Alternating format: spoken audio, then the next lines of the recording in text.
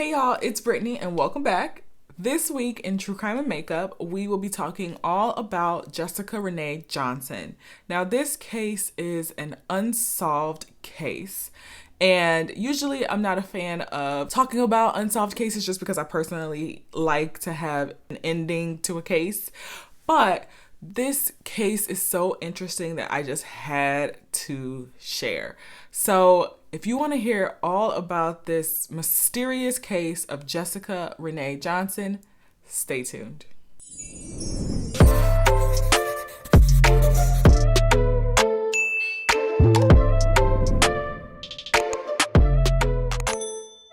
We are back for another week of True Crime and Makeup, and as always, I want to say thank you to all of my dedicated subscribers or my Bizzie Bees. I always enjoy engaging with you guys, and I really want to thank you guys so much for helping my channel grow. Also, for those of you who are just finding my channel or have been watching for a while and have not yet subscribed, go ahead and make sure that you subscribe. You don't want to miss all the videos that I have and the content that I have coming for you. We do true crime and makeup over here. We do skincare and makeup over here. We do protective styles or wigs. We also do some luxury fragrance reviews. That's my jam. If it's yours too, make sure that you hit that subscription button. Also, make sure you hit that notification bell so that you get notified whenever I post new content. But let's get right into this story. We're talking about Jessica Renee Johnson, and this story is such a strange case. It's not really strange, at least to me, in the way of not knowing who did what, or not at least having some type of inkling or idea of who did what, but it's extremely strange in the way that it was handled by authorities. We will get into all that tea in just a second. Jessica Johnson was a woman who lived in Horn Lake, Mississippi. Jessica was a single mother. She had 2 children. She had a son by the name of McLean, and her daughter's name was Eden. She actually lived with her parents as well, her and her children. And her parents' names were David and Linda Johnson. Jessica was also said to have been like this super glamorous woman. She always wore heels constantly. She was never seen in public without any makeup on or her hair being completely done. She was just super glamorous, but she was also a sweet person at the same time. It was also said that she had very bad taste in men, or let's just say she didn't make the greatest decisions in choosing her relationships. She tended to go for the bad boys, and that's very typical of a lot of women, especially in their younger years when you don't know any better. And Jessica's boyfriend at the time was no different. His name was Garland Hart, and he was definitely the typical bad boy. He kind of ran with a rough crowd. He had, tattoos everywhere.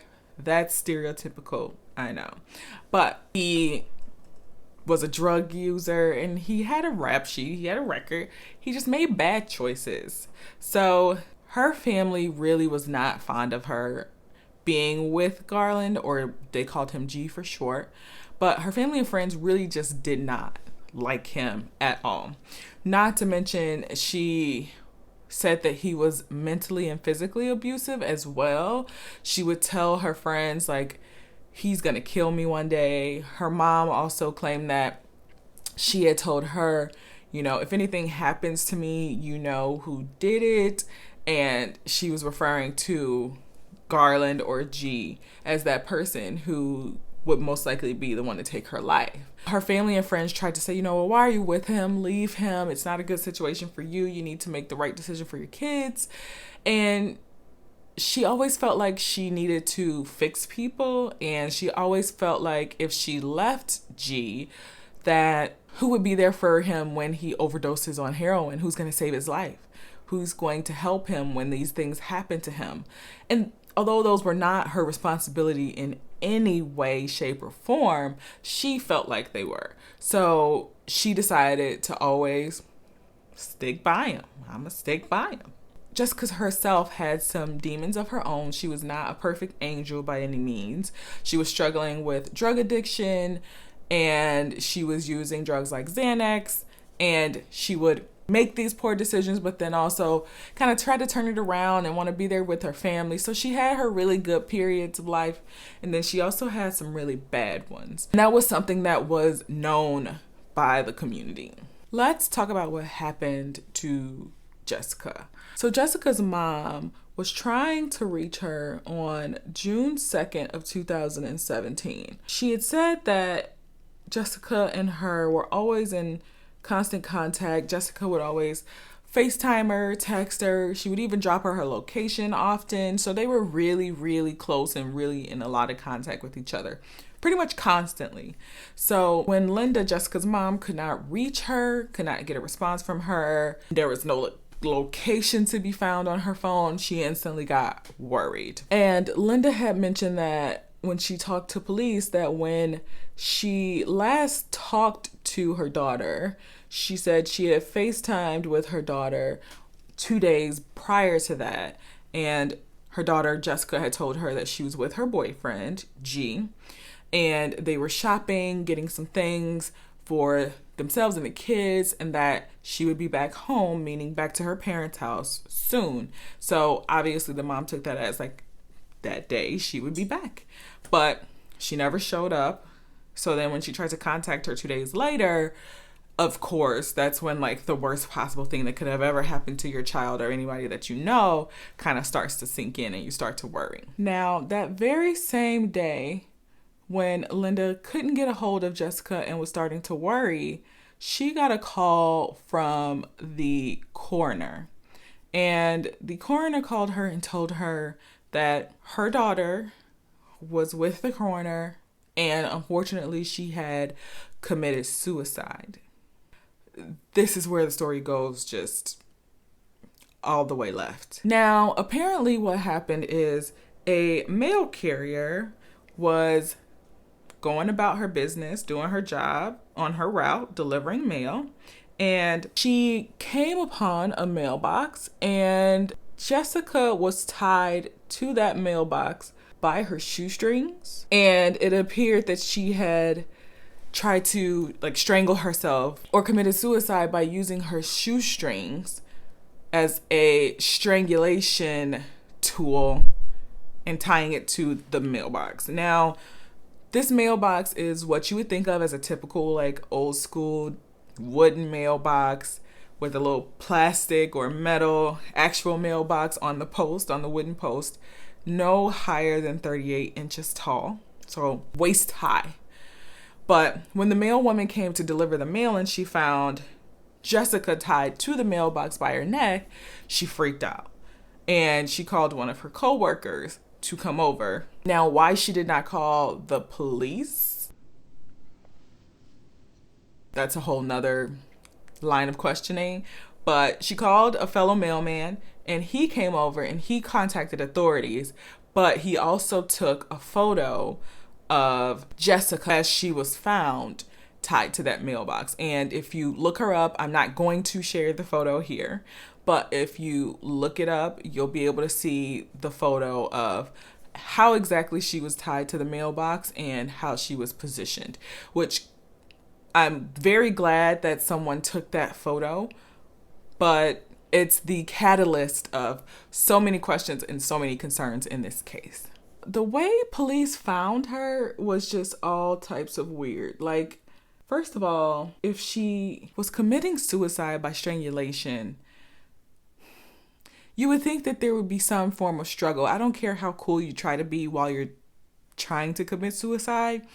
Once you start to strangle yourself, it's not comfortable, and you're going to react to it, and you're going to change your position of your body in some kind of way.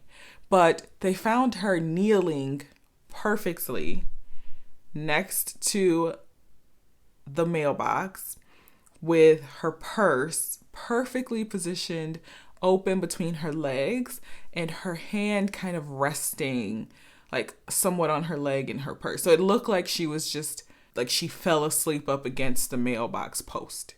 It just didn't make any sense whatsoever. Police were also able to locate a pair of Converse shoes on the property as well. And those Converse shoes did not have shoelaces in them. They were not said to be near Jessica, but they were on the property that she was located on. A lot of this, like I said, just didn't add up. Her family especially felt like the condition that she was found in, she had no makeup on. Her hair was not done. Police get to the scene and they quickly rule it a suicide. I think that is also the way that the mailman and mailwoman who found her called it in. They thought it was a suicide because it was just her there and she had the shoestrings tied around her neck as a noose. But her family definitely did not think that that was something that Jessica would have done. She loved her children. She loved her family. They felt like she had no reason to commit suicide. Yes, she had her struggles in life, but not enough of a struggle for her to want to take her own life. The coroner actually only did a partial, very basic autopsy. So when they completed the autopsy, they did find that Jessica had both Xanax and meth in her system, but neither one was enough for it to have been the cause of death. Immediately after the coroner completed his partial autopsy, the family had no choice but to actually cremate her. They didn't have the funds to do a formal burial, all of that. So they really had no choice but to cremate her. So they did that right after the autopsy was complete because obviously there was nothing else that they could do. They felt helpless. Police were not looking at the case anymore. They ruled it a suicide and that was that. When interviewed, the coroner did mention that this was probably one of the strangest cases that he had ever worked. But then that makes me wonder if, because this case was so strange and so different, did it intimidate you into just quickly assuming that she committed suicide without doing a full autopsy, a full workup to make sure that that was the case?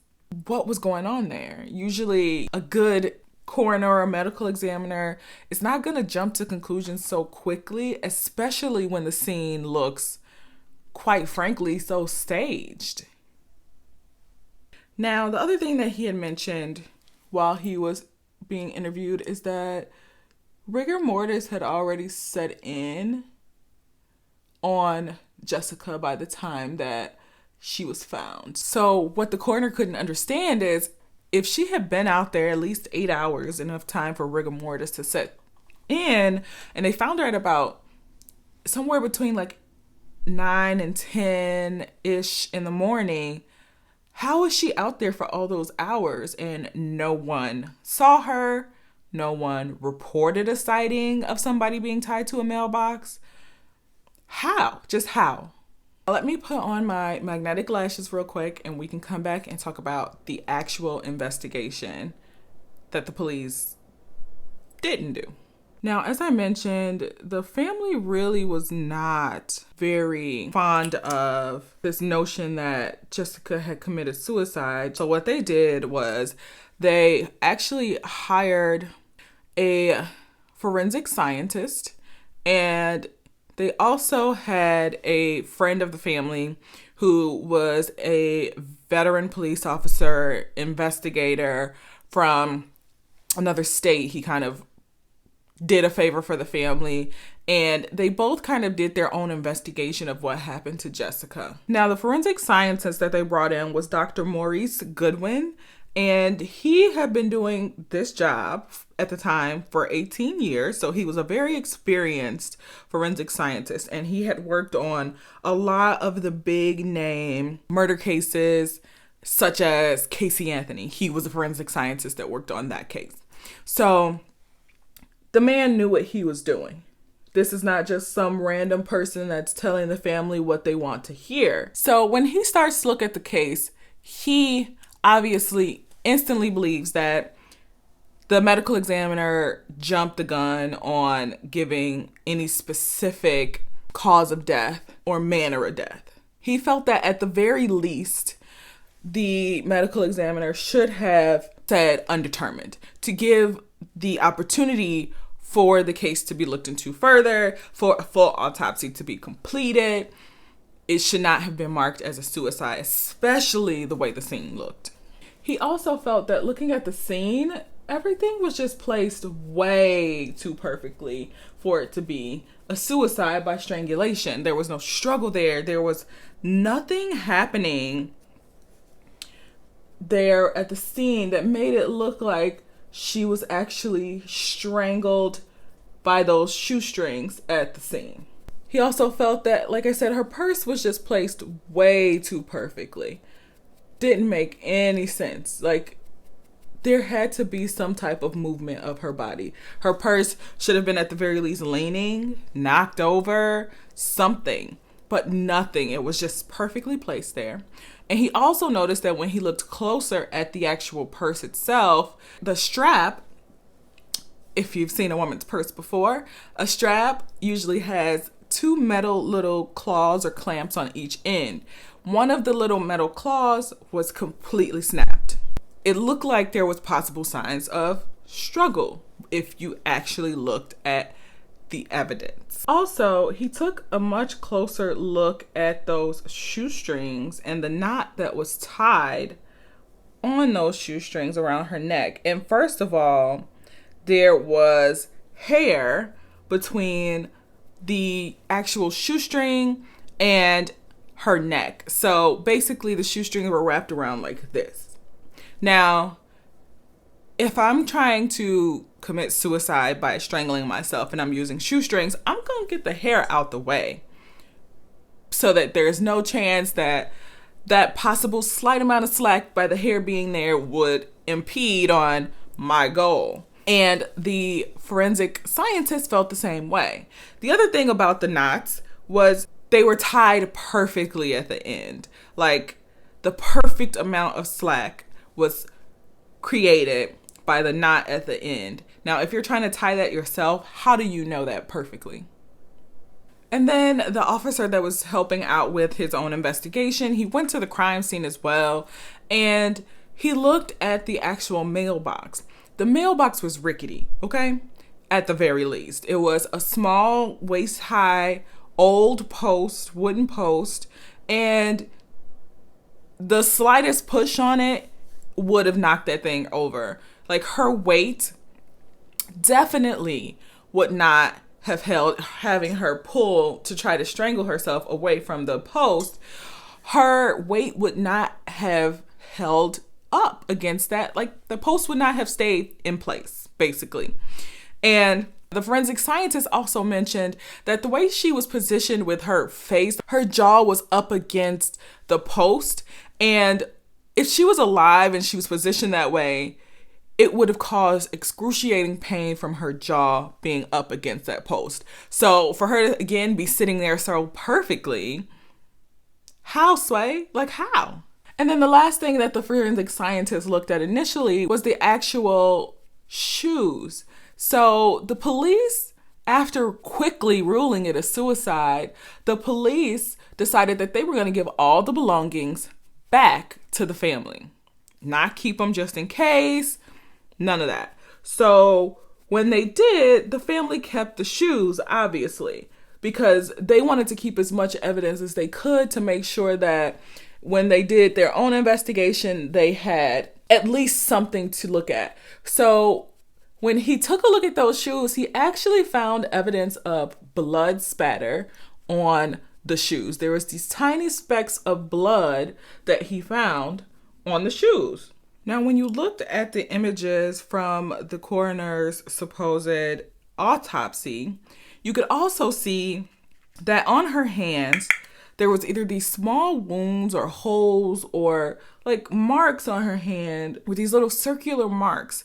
But on her arm, there was also a very, very visible footprint on her arm. Now, she didn't step on her own arm. So who did? And then there was just a bunch of just like common sense questions. Like, you're on a property that's surrounded by trees. There's plenty of trees on the property, so why use a mailbox that's pretty much hidden by tall grass when you could have just as usually used a tree? Like, it just doesn't make any sense. If you wanted to make sure the job was done, you would have chose a tree. And then it was also pitch black when all of this supposedly happened. Like, so was she just like fumbling out there, just like trying to find a mailbox to tie herself to? Like, I don't get the logic. And neither did the forensic scientist. Now, we know that the police gave back most of her belongings, but we find out that a lot of the evidence was either lost or destroyed. For example, the clothes that she had on that night were burned. They were incinerated. Why? Because when they were given to the coroner, they were in a biohazard bag.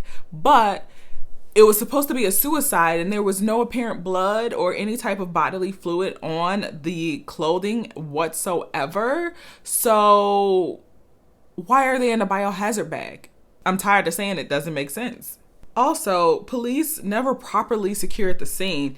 They drove all up on the crime scene and didn't think to secure it, make sure there's no evidence before driving up right next to the mailbox. Like, and there's pictures of this. There was also neighbors that police didn't bother to talk to whatsoever. Like, what were y'all doing? Y'all just took the word of a mailman who called in a possible suicide and was like, yeah, that's good. Let's go with that. Police also noticed that the house that she was found at had security cameras. They didn't bother to ask for any footage or even talk to the homeowner. And this is where it goes just completely left. Like, okay, y'all did a bad job securing the scene. Y'all did a bad job gathering evidence. Y'all did a bad job just triaging the scene. But it gets worse. I don't know how it could get worse, but it does. So come to find out, the person whose home she's found at is her boyfriend, Garland's best friend.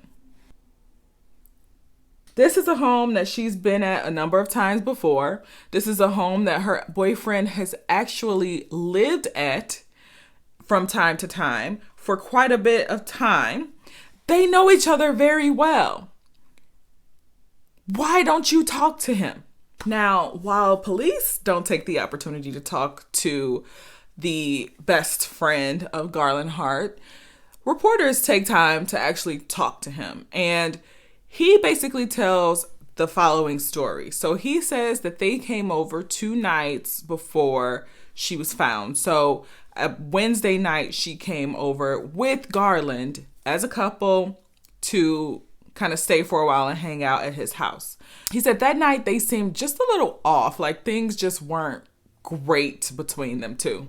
So the next day, that Thursday, he said that Garland and Jessica had gotten into a pretty heated argument to the point where Jessica ran into the bathroom and locked herself in the bathroom, and she called one of her friends begging and pleading for her to get picked up.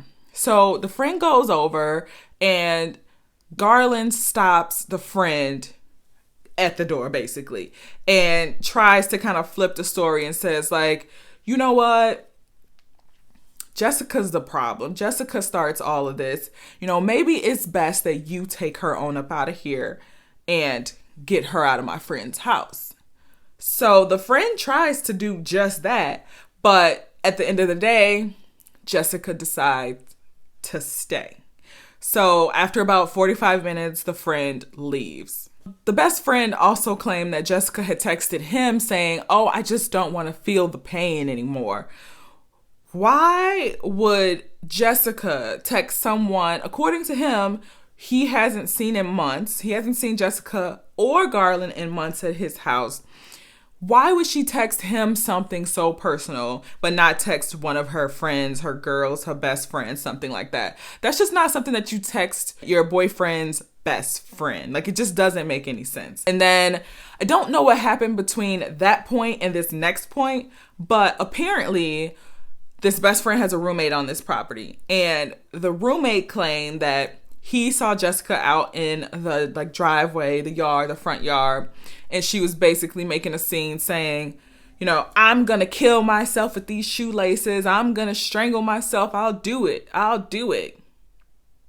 And the roommate says, he tells her like, girl, get out of here with that.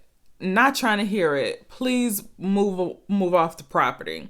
And apparently that was at about 6 p.m. that night. Now, no one saw her after that point.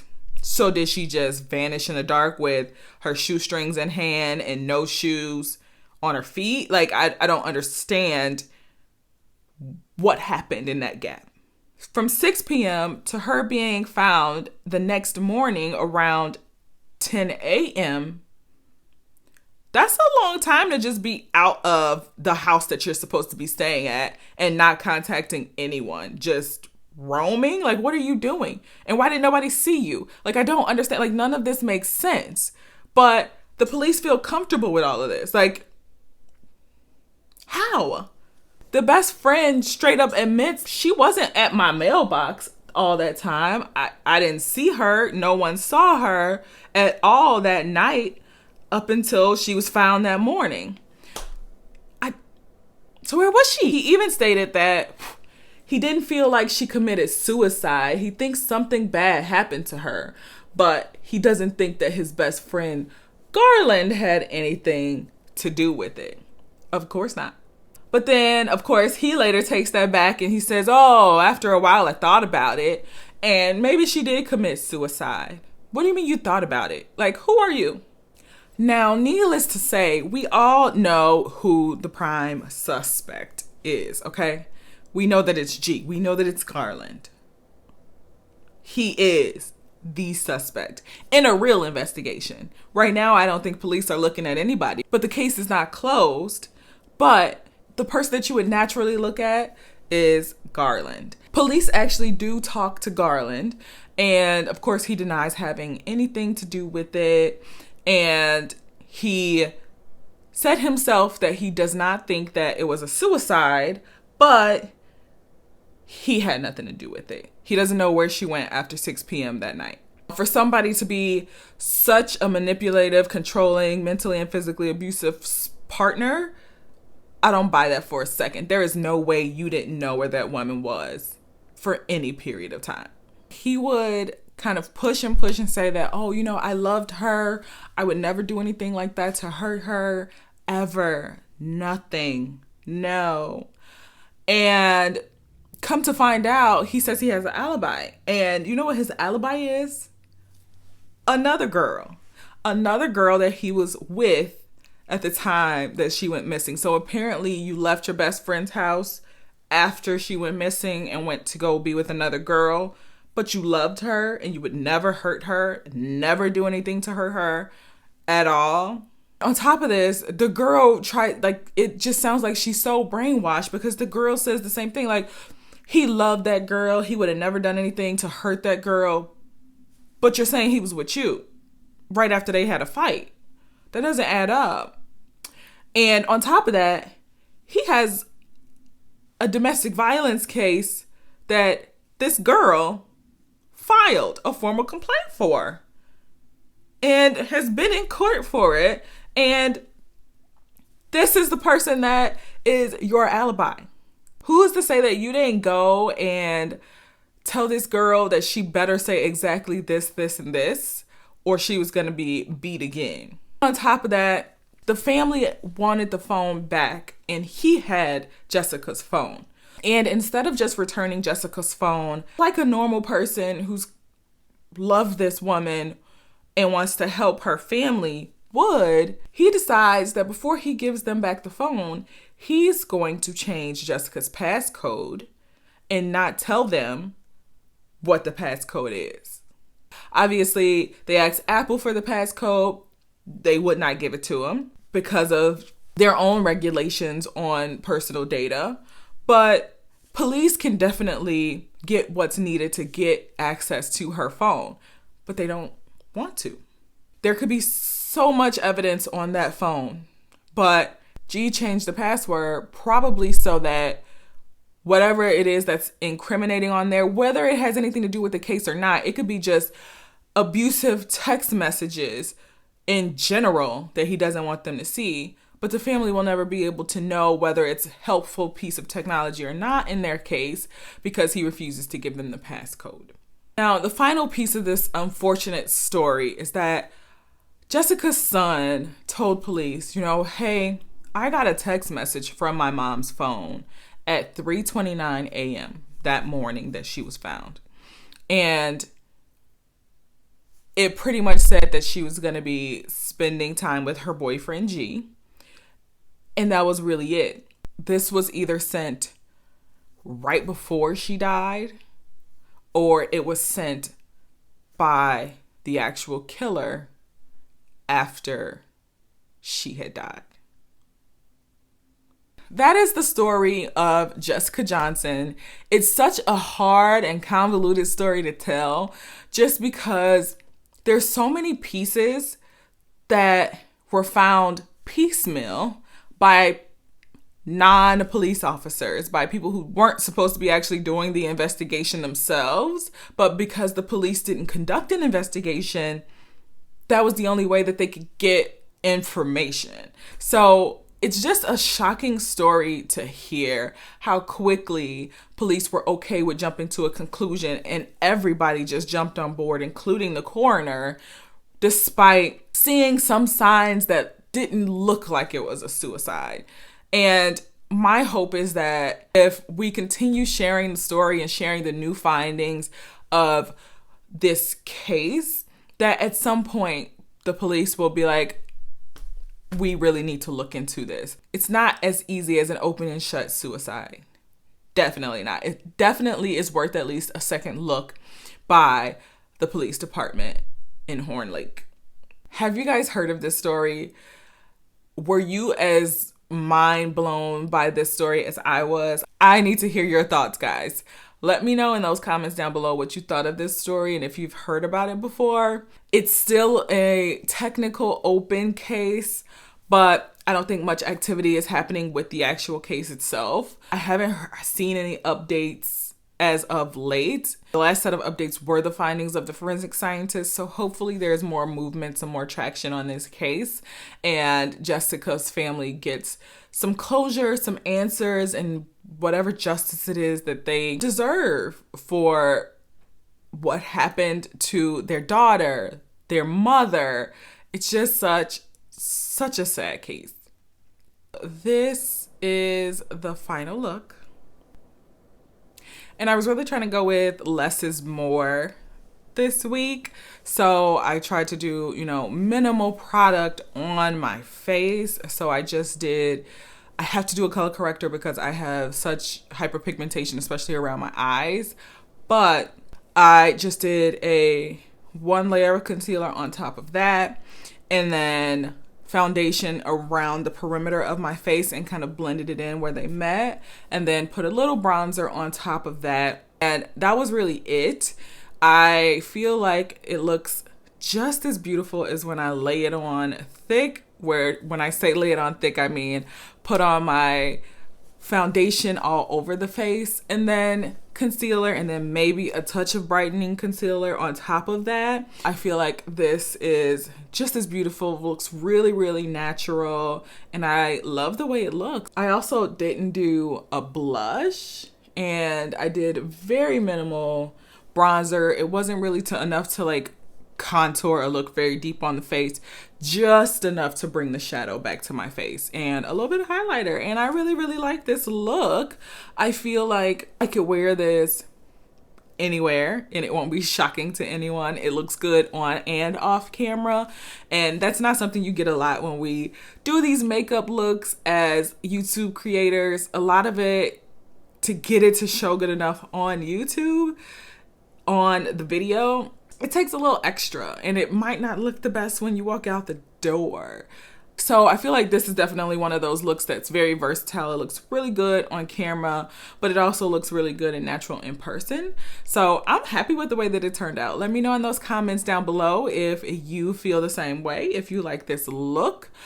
Today, I actually used for the lip color the Rare Beauty liquid blush in the color Love. I actually used this along with a lip oil for my lip color today. So boom, baby, it's very versatile. I love it as a blush. And because today I decided not to use a blush at all, I love the color. So it worked really well with my eye look today. I love it. It doesn't feel drying because I did add the lip oil to it.